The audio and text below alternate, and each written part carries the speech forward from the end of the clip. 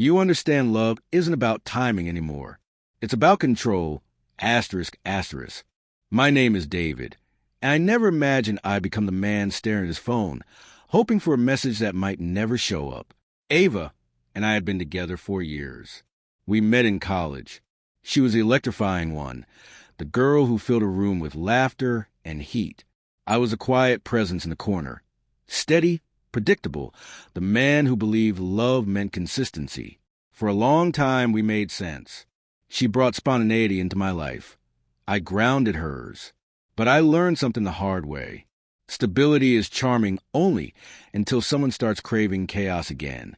It started with little shifts. Dinners canceled last minute. Vague late-night texts saying working late but never elaborating. New perfume. Makeup for grocery runs. Small signs that whisper the truth you refuse to hear. Love blinds you. Denial blinds you completely. One Friday night, she walked into the apartment with a suitcase. Her expression was already rehearsed. "I need space," she said. "Are you leaving me?" I asked. She rolled her eyes. "David, not everything is about you. I just need to clear my head. I'll come back when I feel like it." No plan, no conversation. Just a weekend bag filled with clothes and an attitude that expected me to stay right where she left me. The first week, I didn't reach out. I convinced myself she'd return. I watered her plants, folded her laundry, left her toothbrush untouched by the sink, as if preserving her things would keep her tethered to me. But each day felt like watching chalk wash off a sidewalk in the rain. The outline lingered, but the color drained away. Then one night, I made the mistake of checking her social media. There she was, standing on a rooftop bar, laughing like she hadn't left anything behind.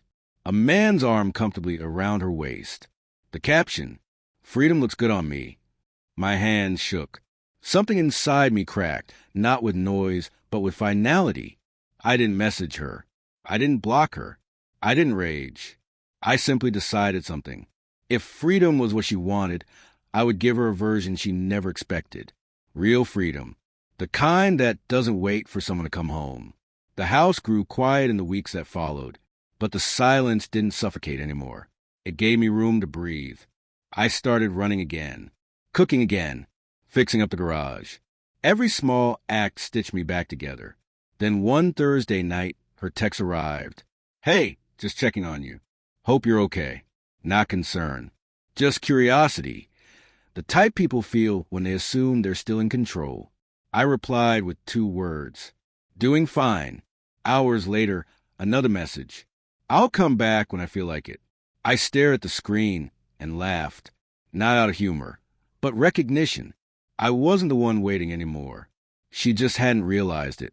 That weekend, a friend invited me to an engagement party at a vineyard. I nearly declined, but something in me said to go. And that night changed the entire trajectory of my life. The place glowed with warm lights and low music drifting across the rows of vines. While pouring myself a drink, I heard a voice behind me. "You still manage to make whiskey look classy." I turned. Elena, an old friend from college, bright, confident, with the kind of smile that felt like sunlight. We talked for hours, laughing as if no time had passed. For the first time since Ava walked out, I wasn't living in the shadow of someone else's absence. When the evening ended, Elena asked if I wanted to meet for coffee sometime. I said yes, easily, naturally. The next morning, my phone buzzed. "Ava, are you home this weekend? I might stop by." I didn't answer. Instead, I opened my gallery and looked at a picture someone had taken of me and Elena under the string lights.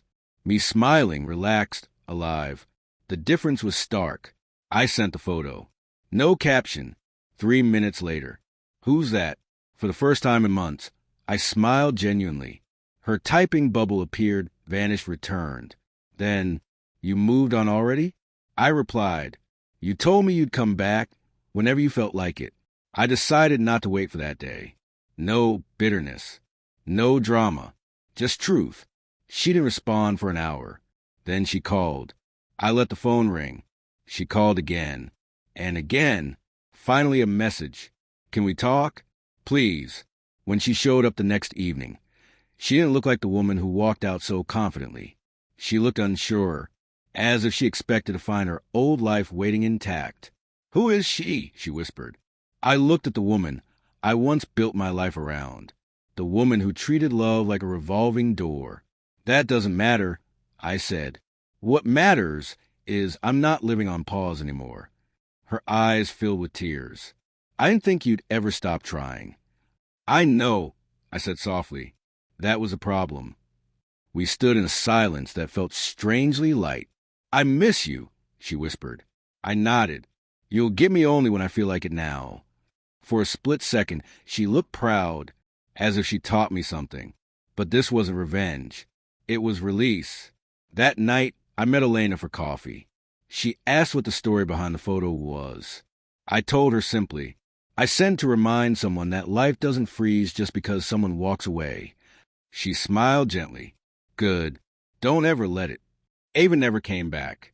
Her messages grew shorter, colder, less certain, and eventually stopped altogether. And me? I learned the most powerful message you can ever send someone is this: a picture of you at peace.